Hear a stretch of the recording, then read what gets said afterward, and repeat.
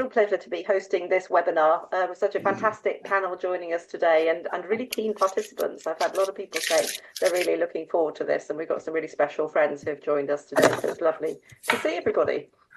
So our premise for this conversation is, Joe, are you going to share screens just before I Yes, launch in? do you want me to kick off with your slides, Kim? Yeah, why don't you put my first slide up? That'd be great, thanks.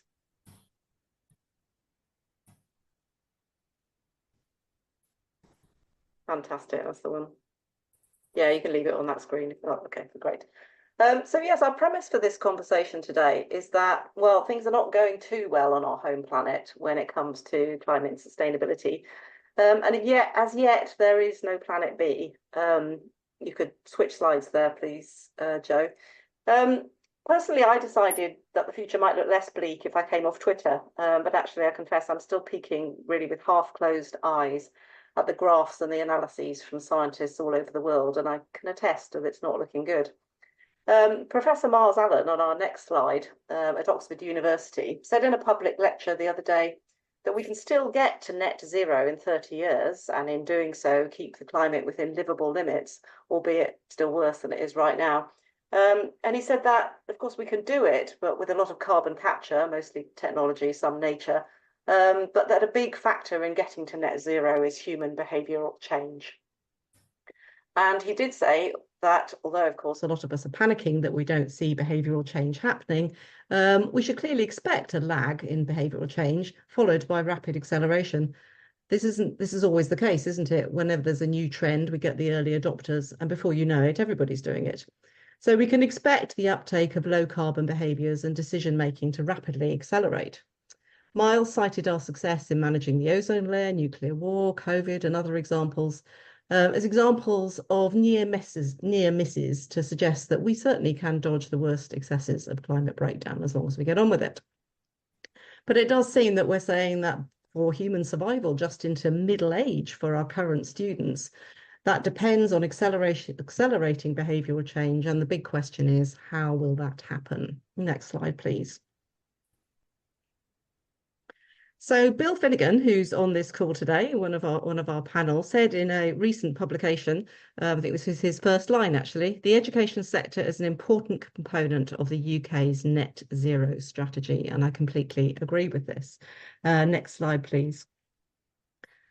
So this appears to me to be for three key reasons. Firstly, that the young people you as geography teachers are teaching today will be voting and making decisions within the window of opportunity that we have left. So they really need to understand what they're dealing with. Secondly, you're teaching a generation who will be dealing with the bigger crisis than we can possibly imagine. And let's be clear, if we don't get there, their lives are going to be shorter than we would wish for. And this is a huge responsibility and a pressure on teachers who at the same time need to look after their own mental health and that of their families. And thirdly, as the world changes rapidly, for better or for worse, the world of work is going to change. Everyone is going to need a set of skills that we don't always prioritise: communication skills, teamwork, relational skills, problem solving, critical thinking, systems thinking, and the most basic scientific literacy. Which leads me on to our next slide of why geography. Miles's lecture that I referred to earlier was a lecture delivered by an eminent physicist and a climate scientist, but it was all about politics and behaviour change. Understanding the causes and solutions to climate breakdown in particular is the ultimate disciplinary challenge, and we need all our decision makers in every branch of society to understand it from different angles and to be able to communicate with others who have different pieces of that puzzle. So geography is surely the go-to subject for a cross-section of relevant knowledge and skills, and the students seem to agree. Geography applications to universities appear to be going up, and my colleagues at the School of Geography and Environment here in Oxford tell me that their students are really keen to learn more about climate change, particularly about the solutions. So geography teachers are clearly doing a great job, but with a rapidly changing information base and an emotionally charged subject matter, this is a challenge. So interestingly, when this morning it was pointed out on the UK School Sustainability Network that the Royal Meteorological Office is doing a survey on the climate knowledge of school leavers. I assume this is for the DFE, who are doing their curriculum review at the moment. And hopefully that'll demonstrate also that there's really some really good work going on in schools on climate education. So moving on to our next slide. the questions that I'm posing for the panel today and for you is what is being taught and does it meet the brief for our future citizens? The content is changing in real time. How do educators stay up to date?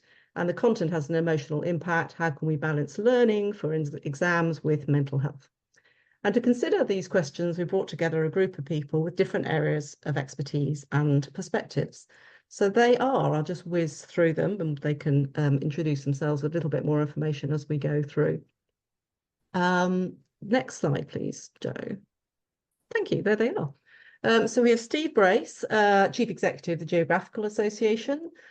Steve has been a geography teacher amongst other roles. Jane is geography teacher at the moment and a DPhil student in the Department of Education. Is Paul here yet? Have we got Paul on the call? Anyway, Paul Turner is education lead for the Ministry of Eco-Education and also geography teacher. Aoife Bennett is a geography academic and a sustainability educator in the Department of Geography here in the University of Oxford. David Mitchell, Dr. David Mitchell, is Associate Professor at the Institute of Education at UCL with a background in geography school teaching. Bill Finnegan is sustainability, I'm probably getting this wrong, aren't I, Bill? Sustainability Curriculum Project Lead at the University of Oxford. He's got a new title now, which he can tell us in a minute. And Shelley Monk is the geography subject leader for OCR and a former geography teacher. So that's our panel. But before we get into the questions, I want to enlist your help in this information gathering. So I recently become a fan of writing in collaboration with educators. I'm working on a paper at the moment on nature education with a group of lovely teachers and outdoor educators. And I'm hoping that if we say a lot of interesting things today, we can write it up for one of the deanery's digests with everybody's names on it. And with the government's curriculum review going on and the DFE looking for evidence, we hopefully can create something useful for them. So this is your opportunity to join in if you would. So as we go along, I'm going to pause 3 times for you to add any points relevant to the discussion at the moment that you want to make in the chat. And afterwards, we'll select the most pertinent points and include them in the write-up. So please do join in, it'll be good. If you put your name, affiliation, and email address with your comment, we can acknowledge your input. And if your light bulb moment comes later, as it always does with me, you can email us afterwards and contribute your point. So how does that sound? If you can find the react button and give me a thumbs up, I'll know if you're in or whether we're just going to make the panel do all the hard work. Next slide. Thanks, Joe. Yay, I see some thumbs up. There you all are. There you all are. That's the best slide I could find of what you looked like, not knowing. Right, next slide. So this is the first of our 3 questions where we're going to make the panelists do some work. So the first question is, what is being taught in school geography at the moment? And we're focusing on secondaries to make that clear. And does it meet the brief? And the premise, remember, is today's teenagers are going to be voting soon and be decision makers. Do they have the knowledge they need? So what is happening? What are the implications for me? And what are the solutions is what those students need to know. And what is my role? What do I need to know? And what skills do I need? So those are the 2 things that I'm saying that they need to know. So we're doing our gap analysis. How well are we doing? And that question can go to Jane or David to start with. Which one of you like to go? Should we pull Jane in? Yes. Yeah, thank you, Kim, for inviting me to participate. I hope you can hear me. Yes, I'm particularly concerned, about the teaching of climate change. I have like a dual role. First, as a secondary school teacher, I've been teaching geography in this country for over 20 years, and more recently as a DPhil student. So I'm seeing it from 2, perspectives. So I'm particularly concerned with climate change as a super wicked problem. It was always possibly branded as a wicked problem, but now elevated to super wicked because time is running out to avert what many will see as a potential tragedy. And in terms of what's going in the classroom, I do feel that the curriculum is still very disjointed. It doesn't have sufficient direction. We, with the curriculum review, hopefully, we're going to see some improvements going forward. But in terms of what I'm actually observing in the classroom, I do feel that where the curriculum is concerned, we're very, very constrained. There's limited flexibility. There is perhaps opportunity at Key Stage 3 to be a little bit more creative. But my concern is that if we don't address that, if we don't actually equip our students, to be able to confront the future, a very, very different future, equip them with the skills, provide them a sense of agency, what will their outcome be? What will be what will their future consist of? And if they don't continue with geography to GCSE, they're going to have a very, very narrow frame of reference. Okay, I think Jane is giving us maybe a B minus there on the gap analysis between what they need and what they're getting. David, can I bring you in at this point? Yeah, thank you very much. So my perspective is kind of coming from, I was a geography teacher quite a long time ago, but I am a PGCE tutor, and also I have a role in our Centre for Climate Change and Sustainability Education. So I'm drawing a little bit on a couple of surveys, which we've done. A teachers survey recently, which is all teachers, but it includes geography teachers and also a survey of students, plus some of my knowledge of the curriculum. So one thing to say, how are we doing? What are we teaching? What's being learned? It does vary, of course, from one school, from one teacher and one department to another. So I think there is quite a lot of teacher agency, actually. Not perhaps as much teacher agency as we would like to make the curriculum develop the actual lessons, the curriculum that happens in school as we would like, but nonetheless there is some. So that's the first point. I think we're not doing too badly in the sense that geography is covering a huge amount. I mean, the geography curriculum attempts the impossible in a way, because to teach the world is enormous. It's what do you select? How do you select that? That's always been a huge challenge for geography. And as I think Jane was saying, we have to make decisions about what to prioritize, what to foreground, and the breadth may need to be sacrificed a little bit for the depth and for the focus that we want in a changing world. From our research, we found that a lot of geography teachers are weaving climate change and sustainability as a thread through all of these broad topics that are taught in school geography. Many teachers are doing that, so that's really promising, I think, and it's not easy, but skilled and knowledgeable geography teachers are weaving this concept, this thread of climate change and sustainability through. Last point I'll make, I think, before letting someone else speak, is that what is taught is very driven by exams and exam culture and getting results, getting performance. So that's a big thing to consider, I think, that we can be quite hamstrung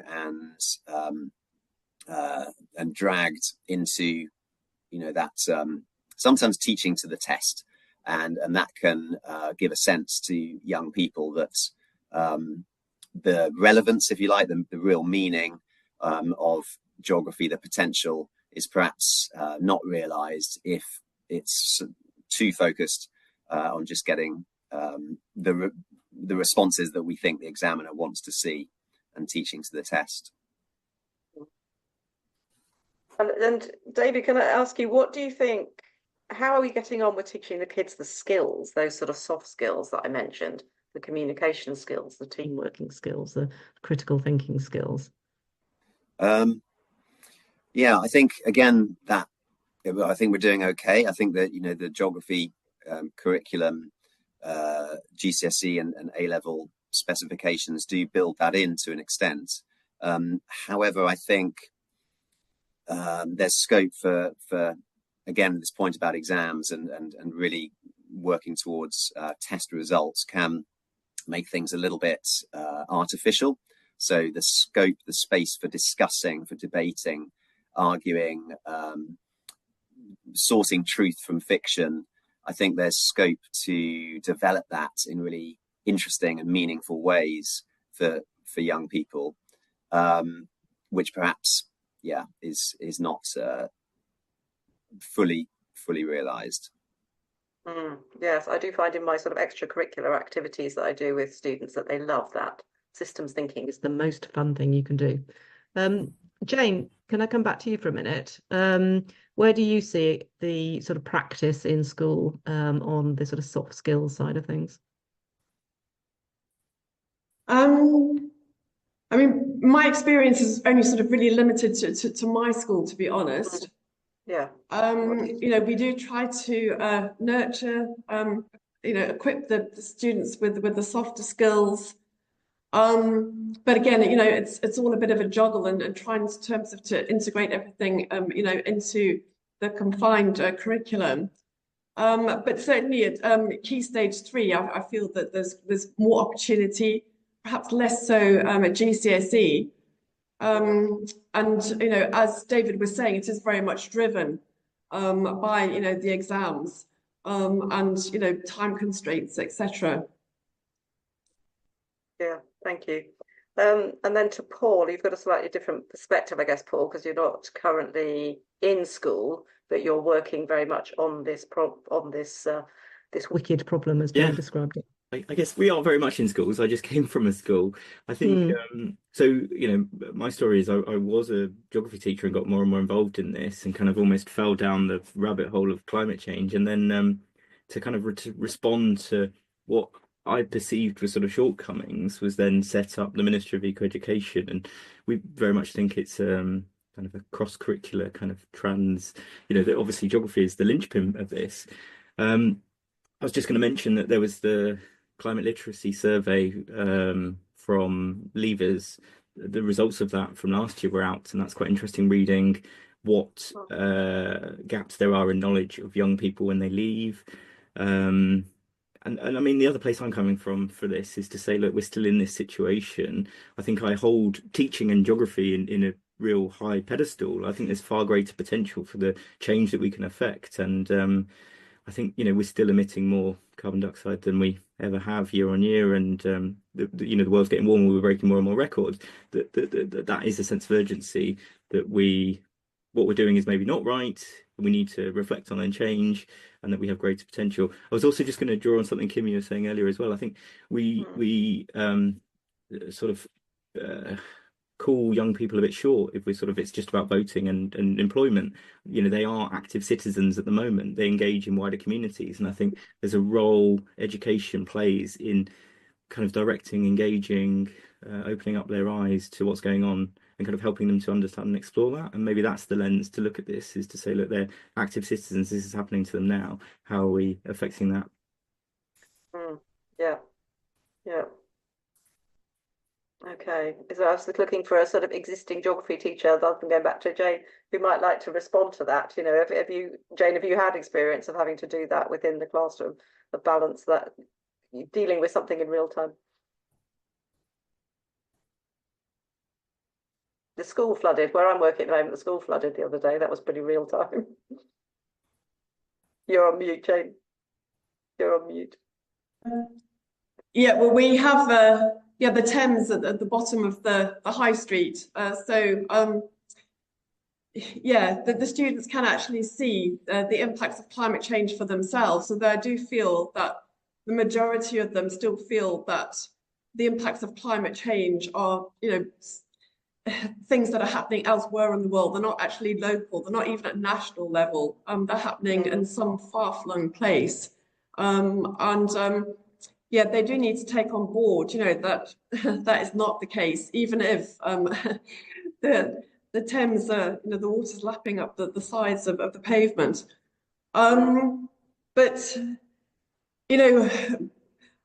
I try to be as creative as possible where the curriculum will allow, certainly at Key Stage 3. We do take some of the students out into the school grounds, and they can do, a few creative tasks or activities such as measuring the amount of carbon stored in trees, and they seem to like that exercise, and that really makes them think. Whether that is something that remains with them, whether it's just an activity that once they walk out of the classroom they've forgotten about, but that's something that seems to drive the message home when they actually realise how important trees and vegetation actually are. Yeah, interesting. Those light bulb moments. So I'm going to come to Steve now and ask you, to what extent do you think that geography teachers that you talk to and interact with, how do they see themselves in this rather unique position of so directly influencing what happens in the future? Or maybe I've framed it wrongly. And are you seeing this change over time?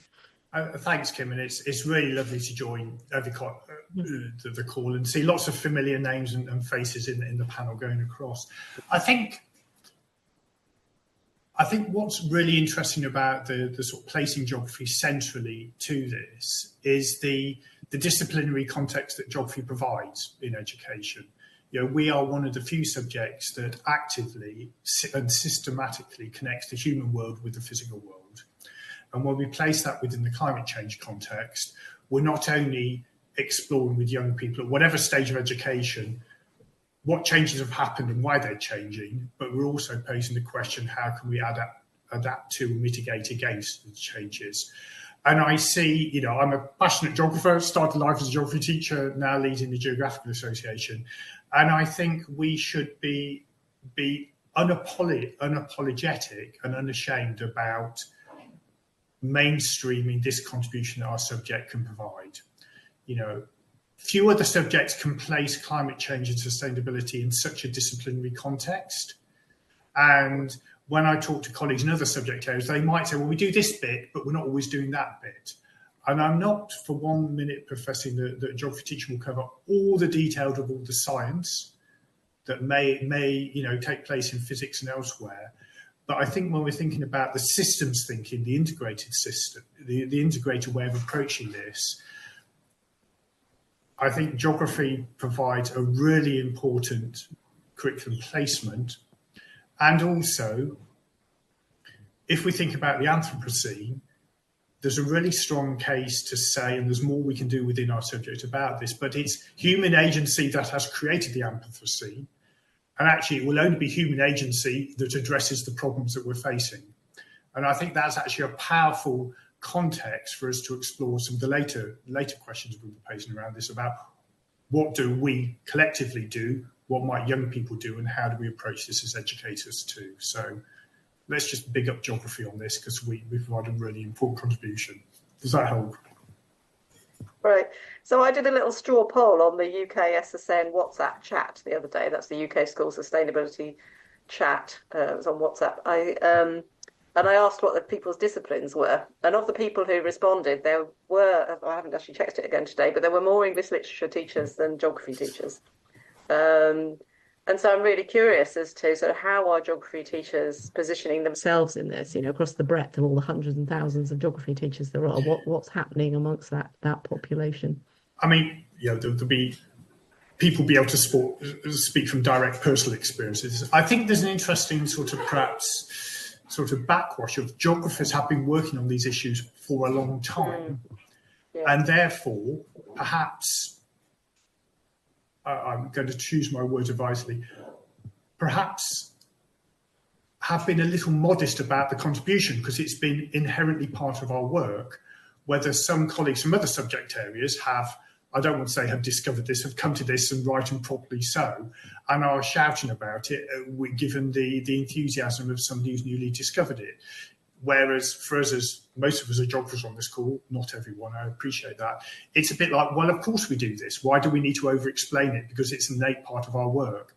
And I think we could be far more front foot about that contribution from our discipline, both in education more broadly, which perhaps might, I don't know, it's a counterfactual, but might reflect that difference to what you're seeing in other spaces of the climate education debate. That's really great. Right, now everybody else, it's your turn. So I'm going to give you a couple of minutes to put something in the chat. Joe, can we go back to the slides? Because the question is on the slide. Absolutely. That same slide as we had before. And have you got it? Yeah, that's great. So, people, it's your turn. Could you, if you want to, share your thoughts on what are students learning about climate change and sustainability, and how do you see your role around climate change and sustainability? And Paul, if you want to put in the chat at the same time your MEE links and the login to all your resources, I think that'd be really useful. Are you happy to do that? Also, if you've got that link to the climate knowledge survey from last year. So 2 minutes.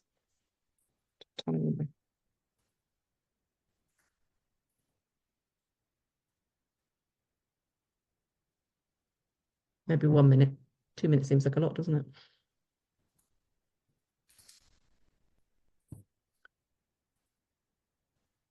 Panelists, also feel free to write in the chat if you want to, if you can access that. So for those who missed the beginning, we're going to use this to write up hopefully will become a deanery digest for the Department of Education with your names on it, if you give us your name and email address.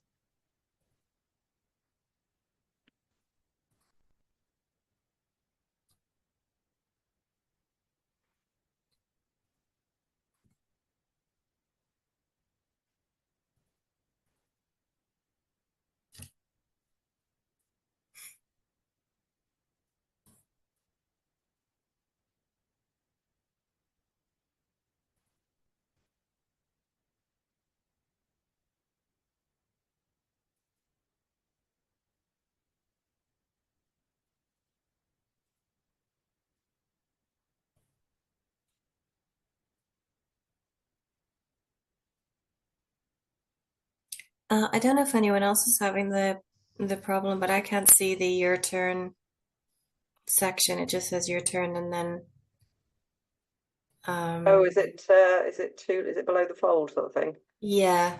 Okay, I'll read it out again. It says, what are your students learning about climate change and sustainability, and how do you see your role in teaching about climate change and sustainability?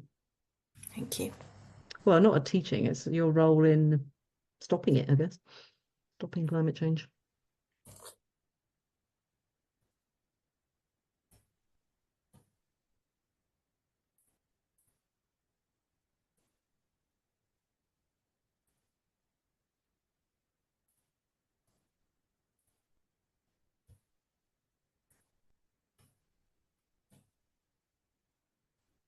Okay, I think we're coming up to 2 minutes.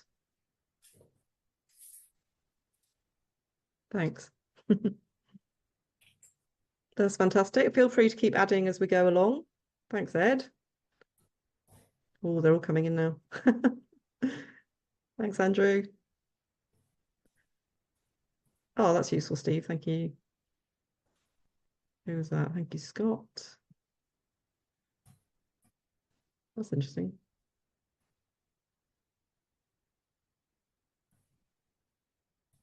Don't forget to put your name and email address on the point so we can add it in and acknowledge you appropriately. Hi, Simon. Great. So, Joe, can we move on to the next slide? So the next section is about how do we keep up with everything that's changing so fast? So my premise is obviously the curriculum reviews and changes are necessarily slow and considered. That's the way things work. We can't just rush things out. But climate, biodiversity science and evidence is coming in thick and fast in real time. So I've got various questions for members of the panel. The first one of these is, how flexible is the current curriculum to enable teachers to respond? And I'd like to invite Shelley Monk from OCR to kick off this part of this discussion. Shelley, welcome. Thank you, Kim, very much, and for the invitation. Good to be with everybody this afternoon. I think this was an interesting question posed because we've been doing some work and thinking both within OCR and part of Cambridge University Press and Assessment around climate change education. And I think one of the pieces of feedback, and I know I've discussed this with Steve Brace and other colleagues as well, about the content of the curriculum being very crowded, and the ability of teachers then to be able to kind of flex that content within specifications that are delivered as part of Key Stage 4 or Key Stage 5.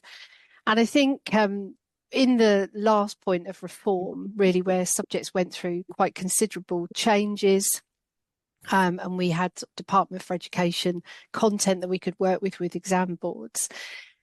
There is a way in which you can write that content flexibly to have some longevity. But interestingly, some of the feedback that we've received from teachers, and this also came across in a review that we did that I'll talk about or sort of touch on a little bit later, called Striking the Balance. And this is a report that was chaired on behalf by former Education Minister Charles Clarke, where we've really advocated for talking about evolving the curriculum and climate change education. So I think if you develop qualifications that give some flexibility and longevity, so basically you write the content open enough to be able to continue to write assessments from them. But actually some of the feedback within Striking the Balance as part of our research report has been that, you know, whenever you put qualifications together, there is a feeling of what's being delivered is largely aligned to passing exams. And yet the complexity, gravity, importance of climate change, certainly for us as an organisation and in terms of the climate change education, it's bigger than that. It's not just about passing exams and understanding climate change is such a pivotal issue. Colleagues here have already touched on the need for skills, the need for thinking about the kind of emotional, social well-being wrapped around climate change, and also creating young people who understand some of the solutions and their place within that. So I think we have quite a long way to go in thinking about the flexibility about our current curriculum. We put it in as a bespoke topic at A level, particularly because we had feedback from teachers, educators and stakeholders that it was felt to be really important. I know our discussion is focused on GCSE.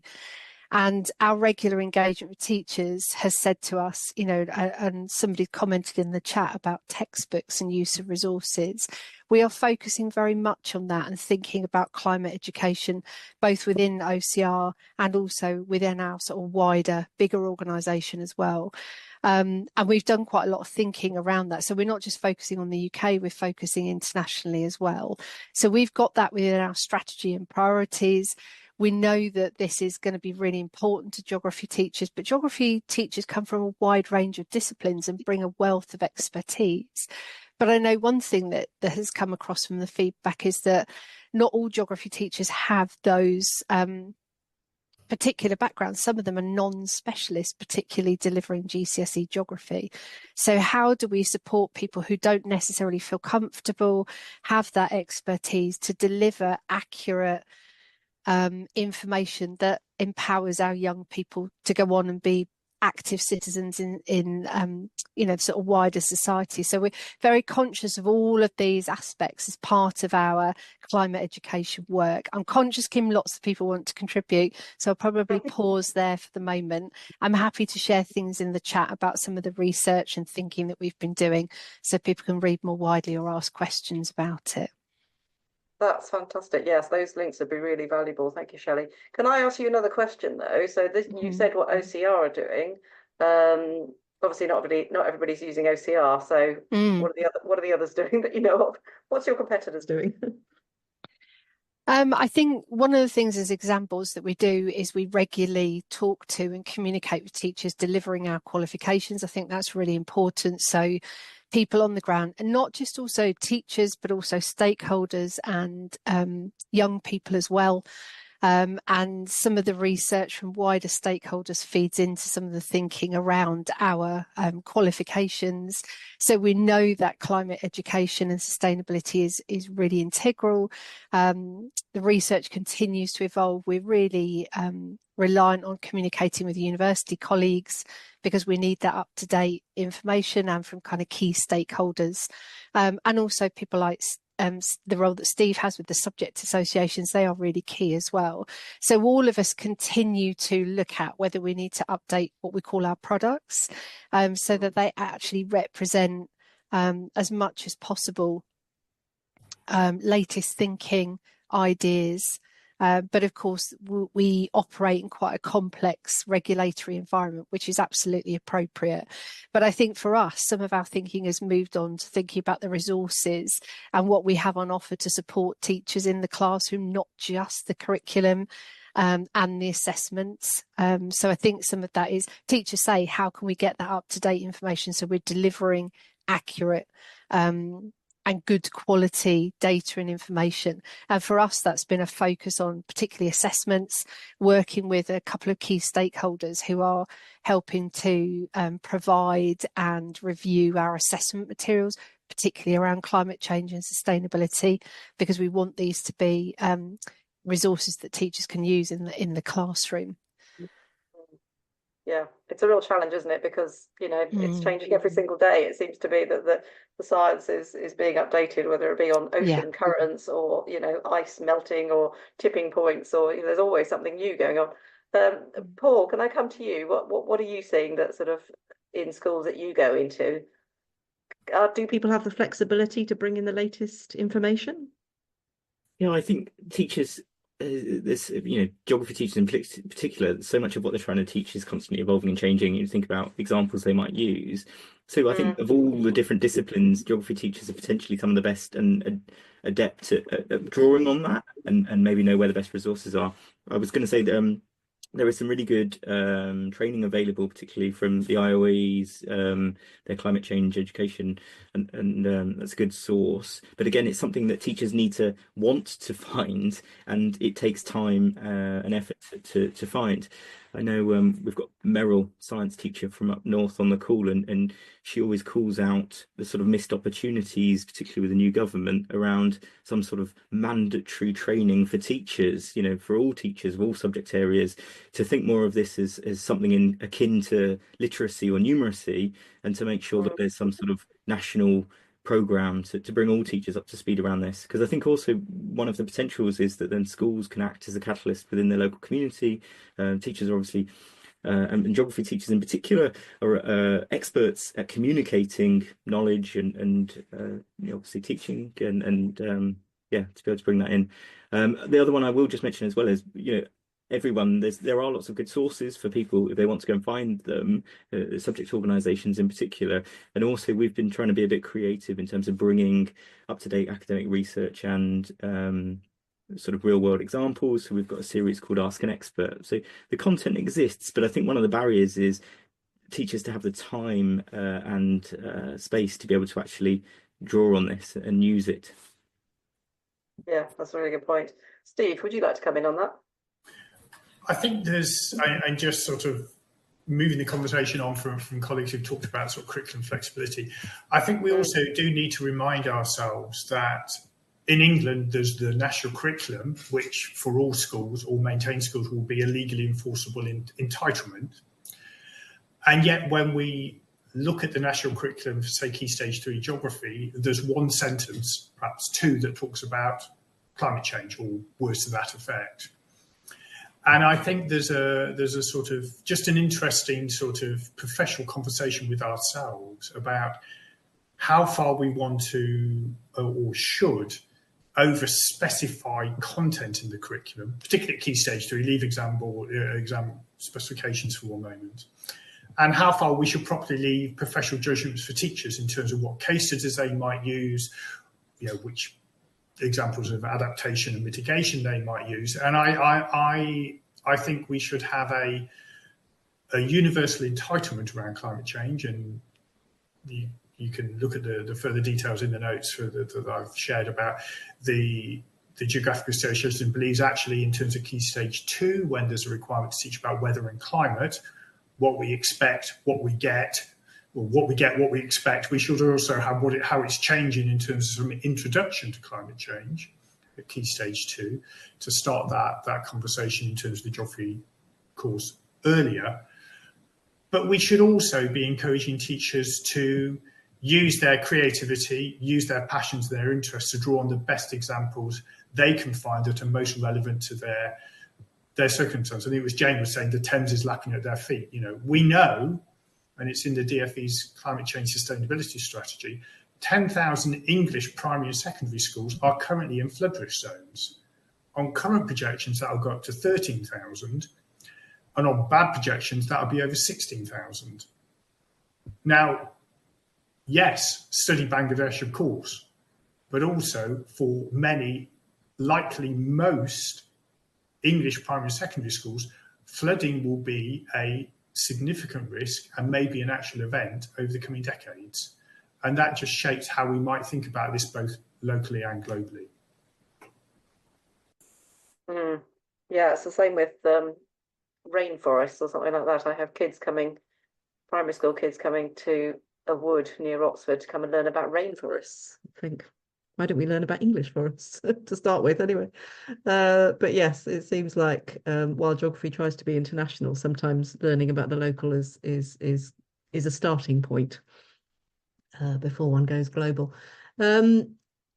David, would you like to come in on any of this? I won't pose a particular question, but I'm Sure. you've got Yeah, thank you very much. Yeah, it's great to hear all these points, and I agree, and I'd like to expand a bit.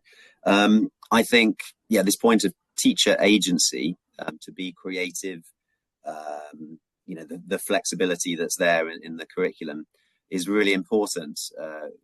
So I think taking professional development of geography teachers and all teachers seriously is important, and giving the scope, the opportunity, the time for subject teachers, particularly all subjects actually. We're talking about geography, and I know there's a history teacher on the call there, and I'm working with history teachers and other teachers as well, to develop the curriculum to within the bounds of the formal or official curriculum, if you like.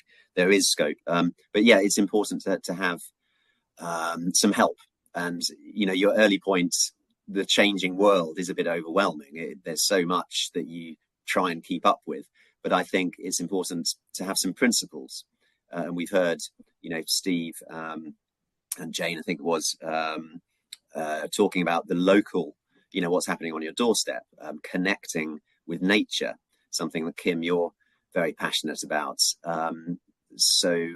These principles, the power of the subject, as Steve was saying, knowledge, making your curriculum knowledge rich, conceptually strong, using these big ideas in geography. I think hope is an important principle as well in handling all of the information about the changing world. One thing that we've found in our research from teachers is that doom and gloom, and finding that it's difficult to avoid teaching with a sort of doom and gloom tone when talking about climate change. Teaching climate change is difficult, but I think it's really important both to be truthful and explore what is happening, what is the knowledge, the truth that we have about the world and how it's changing, but also open grounds for hope. And this can be both in small stories of what people are doing globally. It can be things like the Earthshot Prize, finding out what people are doing around the world. There's many other websites that show books of all of these hopeful, innovative work by people, but also very, very locally, and collective action. Because one thing that I think we've heard it talking about behavioural change. Well, behavioural change doesn't have to be every individual changing what they do in their life, but actually talking and thinking about what collectively do we need, can we do, and there are plenty of examples very locally. In our Teaching for Sustainable Futures work in the centre, we've worked with schools to develop some very local projects where children are going out in their local area and noticing things they hadn't noticed before. Positive things about rewilding, for example, in London. Developing their nature connection, seeing how change is possible, and actually they can feel more connected to nature. And from this begins a sort of vision for the sort of part of London they would like to see in the future, and who is responsible for that, who can act. So that kind of political dimension, the who decides, I think that's another principle that can be built in. I'm going to hold that thought. You've got some really fantastic ideas there, and I want to bring those in when we talk in the third section about how we do actually manage people's well-being as part of this whole program. But so yeah, you've got some really, really interesting ideas about how we can be flexible within the curriculum there. I also want to then sort of go back to the how do people stay up to date question. And I noticed there's an interesting comment in the chat from a trainee geography teacher with Oxford SCIT, the school-centred initial teacher training, who said she hasn't had much experience yet of how climate change and sustainability is taught in schools. But this is one of the reasons to switch to be a geography teacher. And I know we've got Simon Duffy on the call here. And Simon, I wanted to invite you to come on and say who you are and perhaps respond to the question as how are people learning about, how are new geography teachers and existing geography teachers keeping up to date with this very fast-moving subject? Would you like to introduce yourself? I will. Thanks very much, Kim, and thank you very much for inviting me along. It's been fascinating discussion so far. So I'm Simon Duffy. I'm a geography teacher first and foremost, but I'm also a former head teacher. I now work as the subject lead for the Oxfordshire SCIT, and it was Tessa's comment in the chat that was a comment that actually I picked up with her today. We were talking about areas of gaps in trainee knowledge, really, and Tessa had said, can we please have a conversation on how we can better teach climate change and understand the science of climate change? So it's a really interesting discussion. How do we stay up to date with that? Well, one of the key things that I've taken away from the discussion so far is finding the space. I think in terms of opportunities for schools to work with geography teachers and with students want to know about this stuff. They're enthusiastic about learning about climate change and wanting to feel as though they can do something about it. So there are a couple of things that I've noted in terms of how I think we need to stay up to date. The first is that I think the idea of bringing it home, so that we're talking more about what is happening locally on our doorsteps. And we've talked about the examples around flooding, which I think is a really important thing. So that raises the kind of level of relevance for students. The second thing is about perhaps schools being involved in projects around sustainability, so that it's not just the geography lessons that they're hearing about these things, but they're being immersed in the idea about sustainability and climate change through activities that are happening elsewhere in the school, which that would raise that I think will start to raise the importance of this for all of us, as well as not just geography teachers or the students in a GCSE geography class.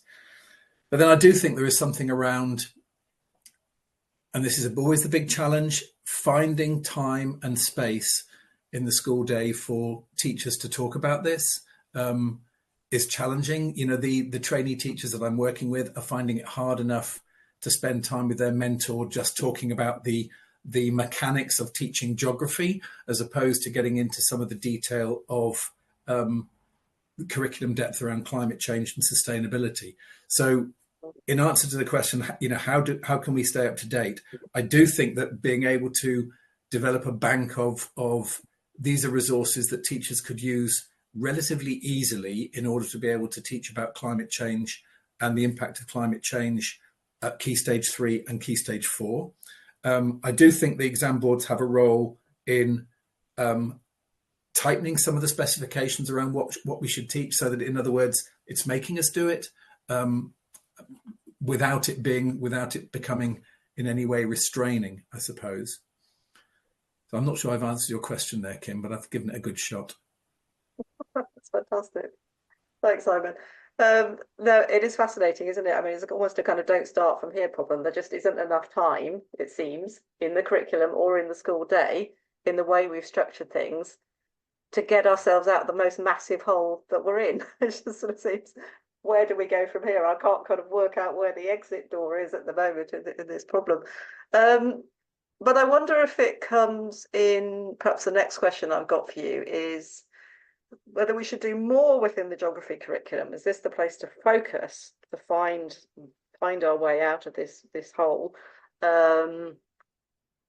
Or actually, do we use geography? Could geography be a space to connect with other disciplines, other subjects, and perhaps find a way to be clever about the way in which we teach our kids? But actually, I realised I wanted to say there were a couple of points in the chat that were really pertinent here. One was from Meryl Butler, who said that the students often know more than we do. And actually, that's certainly the case in nature education. There's always somebody who's an expert in something. And part of the teacher challenge, I think, is to kind of accept that knowledge that the kids might have over and above what we might have. So that was a really interesting point. And then somebody else whose name, Lisa Williams, was saying that actually disinformation and climate denialism is so strong that actually one of the things we need to really focus on is helping kids be critical thinkers and analyze and find good information and be able to identify bad information. So maybe the role is not so much facts, it's skills, as we talked about at the beginning. So those are interesting points. So yes, so going back to then the point on interdisciplinarity, I'm going to bring Bill Finnegan in here because he hasn't spoken yet and he's got some really interesting ideas and thoughts around integration. Bill's been working at the university looking at what university disciplines are doing on climate. Bill, can I bring you in to explain your thoughts on this area? Yes, happy to jump in. Thanks. So my role at the university, I sit in a couple different departments at Oxford. I'm in our sustainability team and look after the curriculum priority of the university's sustainability strategy. So essentially in our strategy, we say that every student at the University of Oxford should have an opportunity to study environmental sustainability, but that could happen through their course or it could happen outside of their course. I also work across the Department of Continuing Education and to some extent in the Department of Education on research projects and the development of these new learning opportunities. And so this has been a really interesting conversation, hearing it again from that perspective of what's happening in secondary schools and the challenges teachers face. What I've mostly been thinking about is that transition from studying geography in secondary school to studying it in university. And also, again, this whole idea of what geography brings to the question of how we teach about climate change and how that might be useful in a higher education setting. I'm also interested in whole school sustainability and pedagogies of hope. Maybe we'll come to that later because I see that those are some of the things coming up in the chat. And that's more on the research side for me. So one thing to mention is there's a program at Oxford that we started last year called the Vice Chancellor's Colloquium on Climate Change. And it was interesting because this was coming from the head of the university and saying there's something missing in the educational offering that we give students that we've been giving them for centuries. And in particular, it was in response to this idea of the narrowing of focus that happens through secondary school education, through the English curriculum in particular. I think something like 3/4 of the undergraduates at Oxford come from the UK. So many of them are influenced by the way the curriculum of England is taught. And so this narrowing of focus means that you get students who arrive in Oxford focused on a course, and then we say, and here are the big challenges of the world to solve, like climate change. And suddenly they have had the blinders on, and they have to either be able to speak to people from other disciplines or work collaboratively with other people from other disciplines. And that's kind of what the real world is asking of them in the world of work. So in response to that question of the narrowing of focus, the colloquium was started as an interdisciplinary skills program. But the theme of climate change is particularly helpful because it's this wonderful avenue of exploring, when you talk about the causes of climate change, you can talk about it from the perspective of a physicist, but also the perspective of an environmental historian. And when you talk about the solutions, next week we have our keynotes around solutions to climate change. We have someone talking about net zero and someone talking about nature-based solutions. So they're coming at this in a very interdisciplinary, cross-disciplinary, multidisciplinary, maybe even transdisciplinary way. And so the promise of the colloquium is that students will be exposed to something, again, some content, but mostly skills, these questions of of interdisciplinary skills, critical thinking, systems thinking. Again, something that one of the students here who was involved in designing the colloquium, who was a geographer, was saying, we're just trying to get everyone else to think like geographers. And that's kind of, I think, what was happening in the colloquium, was that sense of thinking about things critically, thinking about these interconnected layered systems of natural physical systems and human systems. And I think another thing that's just an observation on my side is that at the University of Oxford, I've had the chance to work with some students who play a leadership role in the Oxford Climate Society and also the Student Union, the sabbatical officers who have had the brief related to sustainability. And for the past 2 academic years, they have been geographers as well, playing a leadership role in these student societies, playing a leadership role in the Student Union when it comes to sustainability. So I think something is happening in terms of equipping young people to really step into this space and take the leadership role they need to through geography. And there's also something we can learn in learning opportunities we create that cut across disciplines. I think that can translate to secondary school, but obviously there's different pressures, different opportunities. It might look very different how you collaborate with other subject specialists. So that's a brief intro. This window of the colloquium might be interested. I could share some links if anyone's interested in seeing more about that. Please do. Thank you, Bill. That's absolutely fascinating. Jane, is there anything you'd like to say about sort of how you might connect with geography through to other subjects within your school? Yes, certainly. I do feel that geography is in a strong position to lead on climate change and sustainability. So I do advocate a sort of more holistic role for the subject to play, but at the same time, wanting to avoid that siloing effect.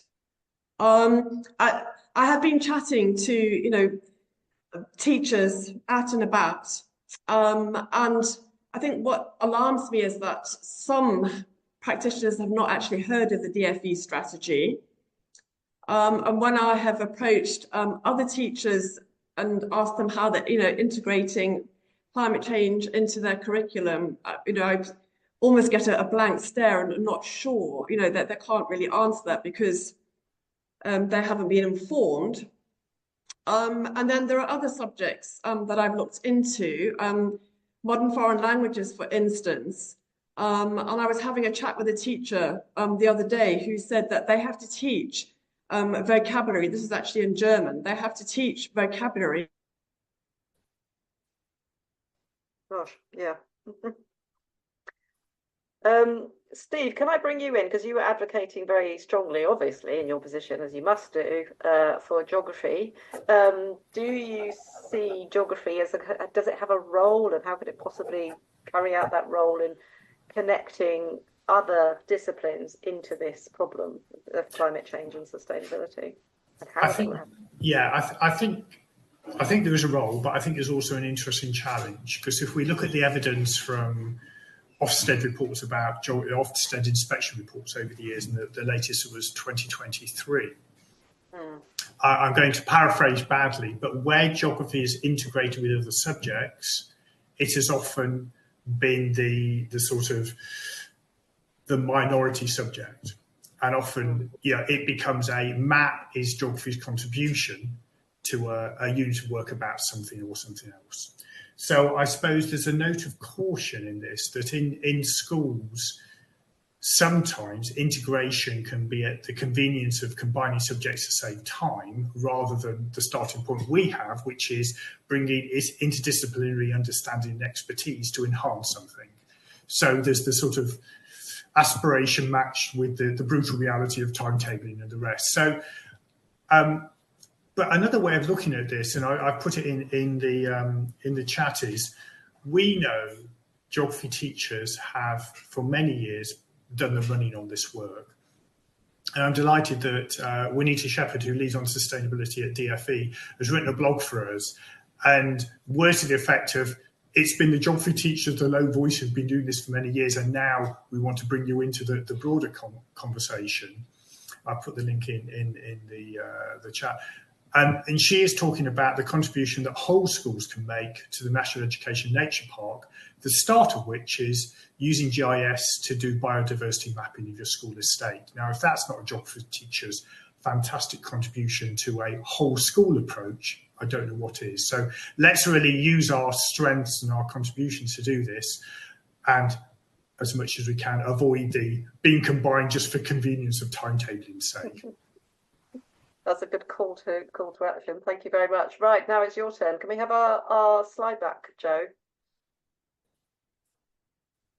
Kim, is it all right to come in on this? One? Yeah, let me put the slide up at the same time, though, if I may, Paul, because I'm going to run out of time if otherwise.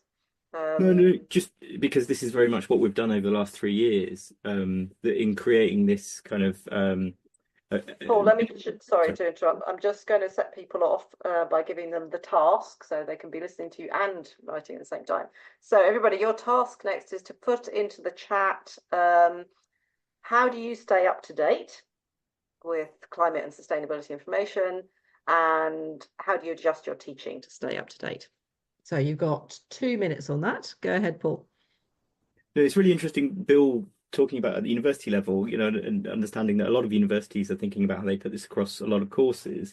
It feels like the sort of GCSE assessments are a bit of a bottleneck, where then a lot of this cross-curricular thinking is squashed out. But we've spent the last 3 years with the Ministry of Eco-Education creating this framework and approach, which initially starts at in primary, early years, Key Stage 1, Key Stage 2, which uses geography as a glue, and it's a way to approach a cross-curricular way of teaching where we use big, broad societal questions that are cross-curricular in their approach. But essentially, if a geographer were to look at them, they would say it was all geography. But you can essentially teach the national curriculum through an environmental lens and explore these themes. And we've had great success with that over the last 3 years. And then what we've ended up doing now is adapting that approach for Key Stage 3, where we have 2 subjects that teach in parallel to answer a shared inquiry question. And again, we've had really good experience with secondary schools across the country who've been testing this, where we that have geography and then maybe English, or you have science and history,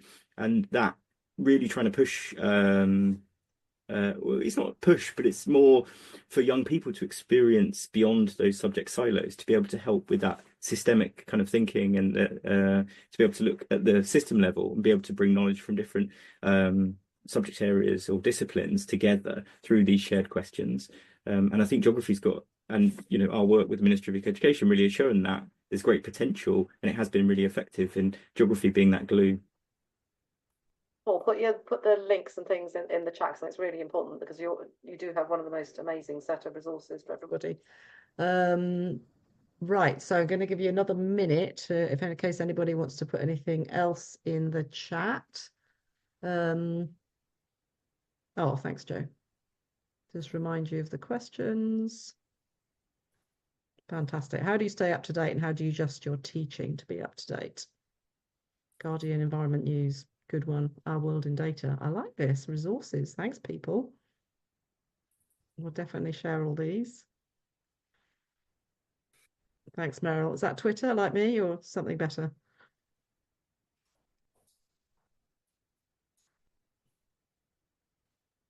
Something better, I hope.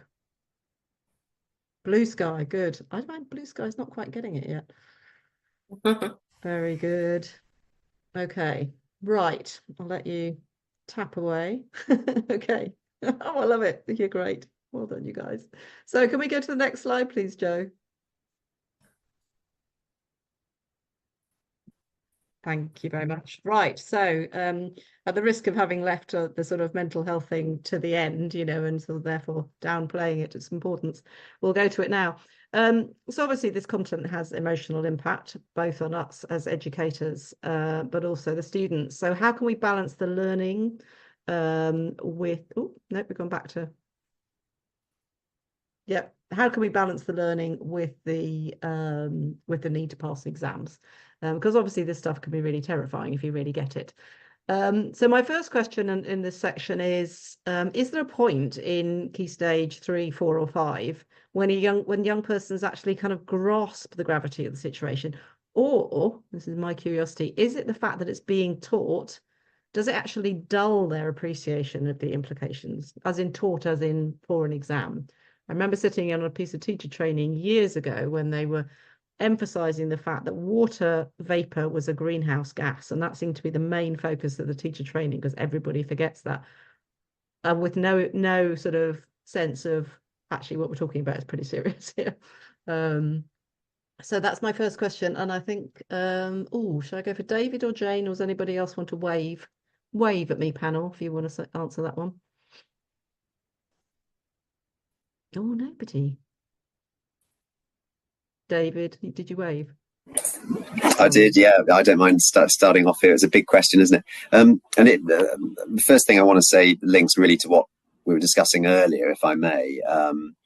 Perhaps links to this later question, but the pedagogy, the how that we teach, we haven't talked much about that really. So I think inquiry, taking an approach of trying to allow young people to inquire into the issues with with knowledge, with a lens of geography, but also going cross subject, perhaps with geography leadership, can be very powerful, including in terms of hope and mental well-being, and sort of a sense of feeling a little more in control of your knowledge and potential mitigation solutions, if you like. So I wanted to make that point, and I think the wide point about interdisciplinarity in our centre, we are working across subject, and one project I've been involved in is geography and history, which we've called one of our modules for teachers living cities, and this is around a history and geography inquiry for young people that we've worked with teachers to develop, asking the question, how can we make our urban environments wilder? And looking at London and working with a school in an urban setting in London, and the children and the teachers have really run with this and engaged with it. And that's developed a sense of hope. So a broad answer to this question, some of these questions, is teaching with hope.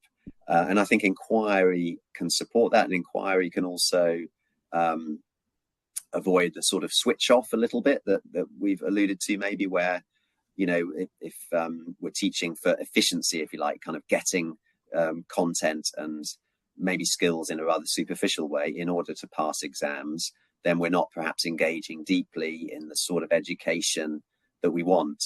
So I think inquiry as an approach and a principle can support that.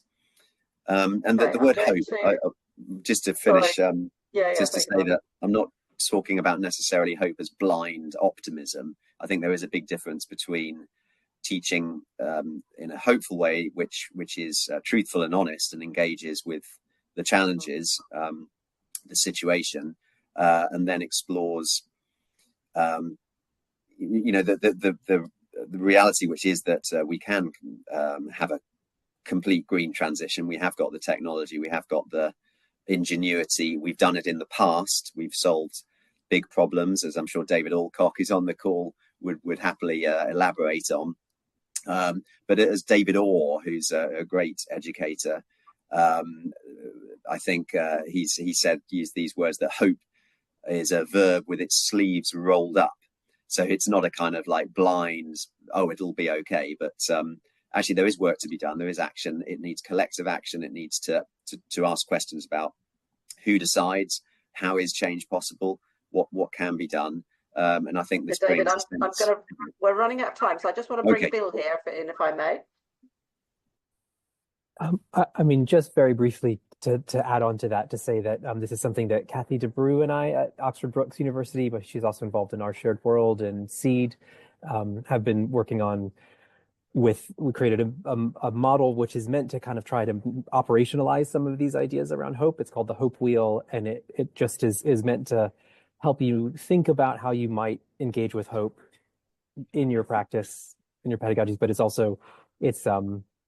it gets at this idea about what's active hope, what's constructive hope, as opposed to, again, a more passive form of hope or optimism. Another person to look into there, Joanna Macy, has a lot of great work on active hope that is really inspiring, and I think can help all of us on our own journey when it comes to engaging with the time we're in.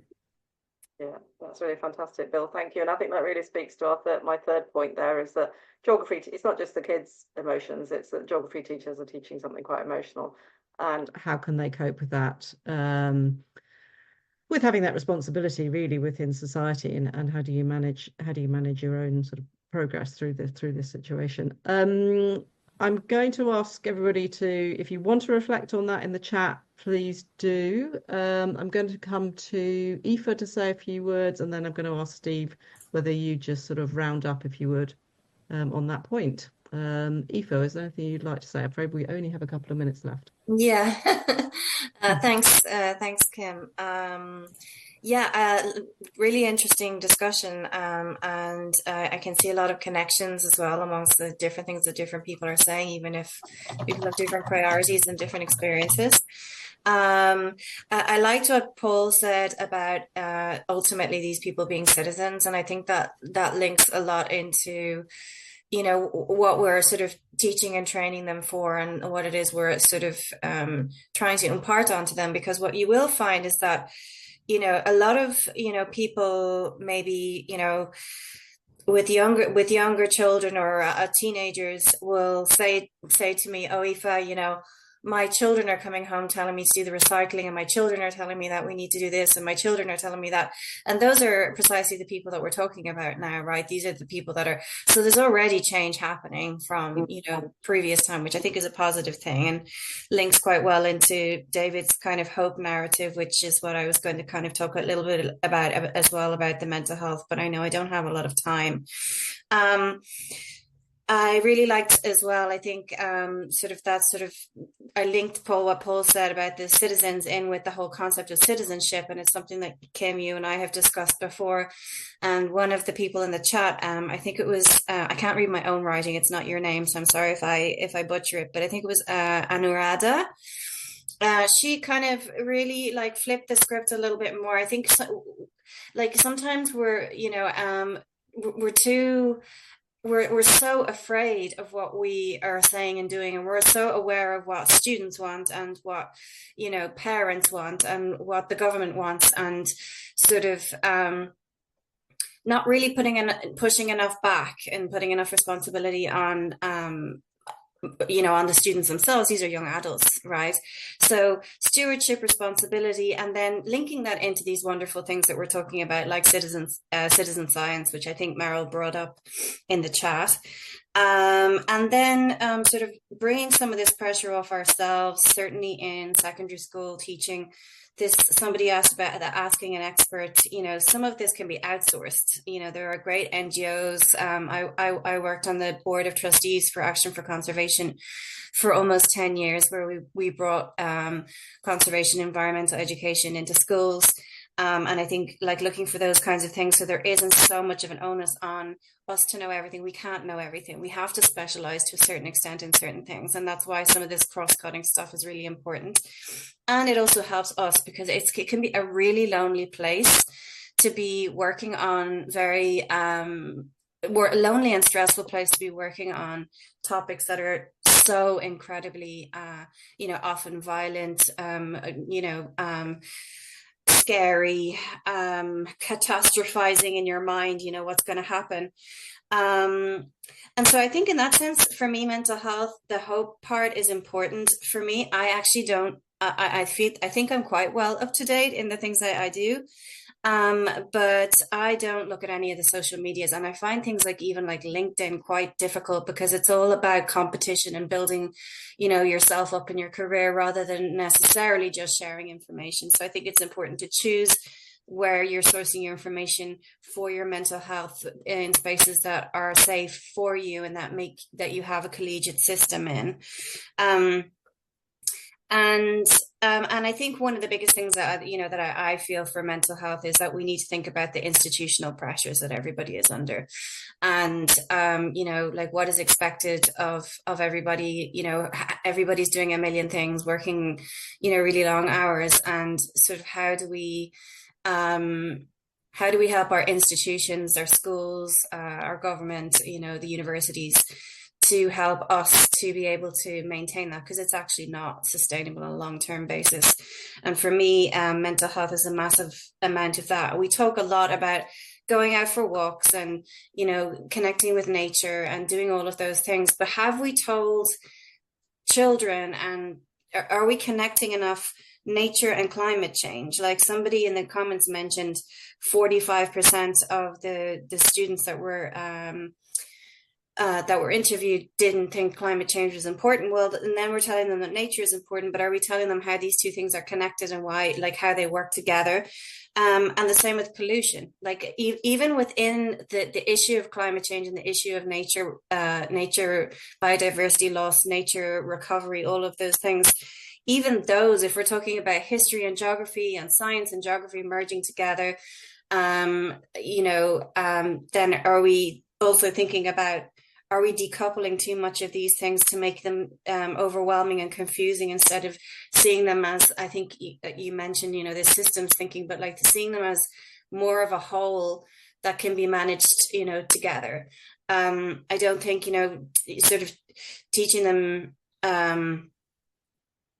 having this idea of, you know, them being really engaged, and it's the same in third level. It's like, yes, they want to be engaged, but at the same time, there are concepts that need to be known and things that need to be learned and behaviors that need to be learned to be able to be future leaders that can manage the pressure of these things. Because if you don't have the knowledge, then you're even more stressed.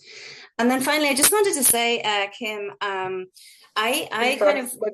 We're 4 minutes over, so I can give you another 2 seconds.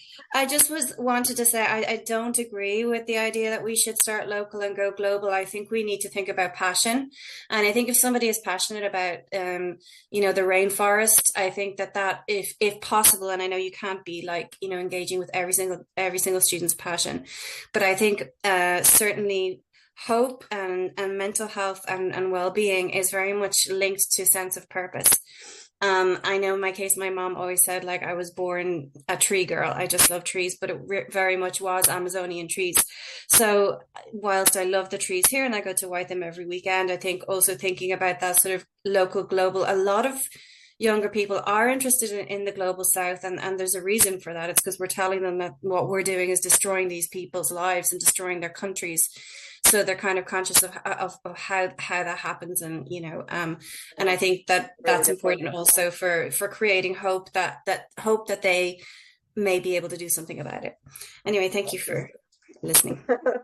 That's so amazing. I'm actually going to finish on Sean's comment in the chat there, which says that hope comes from knowing I'm trying my best and accepting that this will have to do.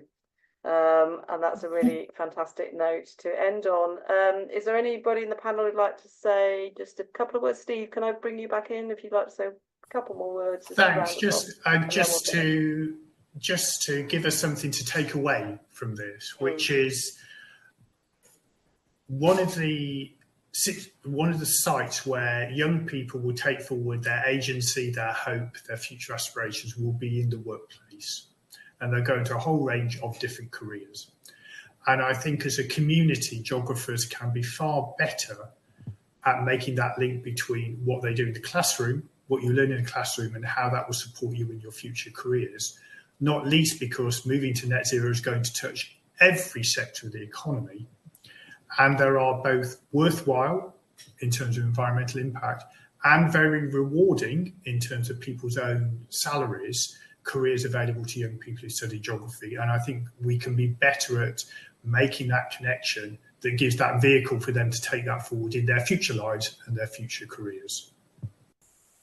That's a really good final point. Thank you so much. I want to thank all my panelists, to Steve for bringing that sort of big picture view and some really salient points, to Jane for bringing us the information from the classroom itself and some really interesting insights, to Paul for just pointing out what are some amazing resources and some of his wisdom from going into schools, to Aoife, which for a really kind of moving reflection at the end, just kind of bringing us to the bigger picture. That was really useful. To David, bringing us all that really useful information from the survey and all your experience. To Bill for coming in with all that information about hope and telling us what's going on at Oxford. That's just amazing. I hope schools are really stimulated by that to say, well, if Oxford University thinks it's important, then we need to be doing that. And to Shelley for showing us what OCR is doing and the real leadership that you're taking there, all strength to your arm. So thank you very much to the Oxford Education Deanery for hosting this. Thank you to our panel, and thank you to all of you for coming, spending your time. It's been lovely to see faces and names that I know there, lots of lovely, lovely people. And thank you for putting some amazing comments in the chat. Don't forget to put your name in the and email address if you want us to use your comments in the write-up for this event. But yeah, just thank you very, very much indeed. And do put any final comments in the chat. Back over to you, Joe. Thanks very much, Kim, and thanks to all of our panel speakers today. It's been a really fantastic discussion. I just also want to bring your attention to some upcoming events that we have too, which might interest you. We've got a webinar coming up about integrating sustainability across school programming on the 3rd of March, and then also a hybrid workshop which will take place here at the Department of Education, but also online about science, the connection dealing with climate change in science curriculum. Also, Kim is hosting a fantastic workshop on doing biology and ecology fieldwork in your school grounds, which is coming up in April as well. So do check out the Deanery website for more information.